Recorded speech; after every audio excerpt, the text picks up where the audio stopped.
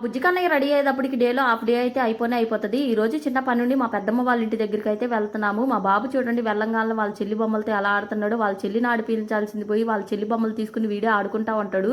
మా చిట్టి తల్లిని ఎత్తుకున్నానని చెప్పేసి తనని దింపి నన్ను ఎత్తుకోమని చెప్పేసి ఎలా ఏడుస్తున్నాడు చూడండి. మా అమ్మ ఎత్తుకున్నా కూడా ఊరుకోవట్లేదు అనమాట. నార్మల్గా ఉంటే నా దగ్గరికి రాకుండా మా అమ్మ దగ్గరికి వెళ్ళి ఎక్కువ ఆడుతూ ఉంటాడు. మా చిట్టి తల్లిని ఎత్తుకున్నానని చెప్పేసి అయితే చెట్టు వస్తా అని చెప్పేసి మా అమ్మ అంటానే ఉంటుంది. మా అన్న విషయంలో మా అమ్మ ఏదన్నా చిన్న విషయంలో పొగిడినా కూడా నాకు చాలా జలసి అయితే వచ్చేస్తుంది. నన్నే పొగడాలి, నన్నే చూడాలి అనే ఉద్దేశంలో ఉంటాను. ఇంకా మా బాబు కూడా అంతే.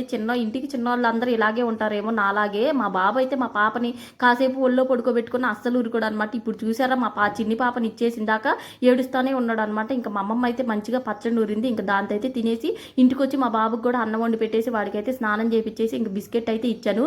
ఈ బిస్కెట్ అంత అయితే తేలుస్తాడు అనమాట. ఇంకా అప్పుడులోగా మన పనులన్నీ అయిపోతాయి.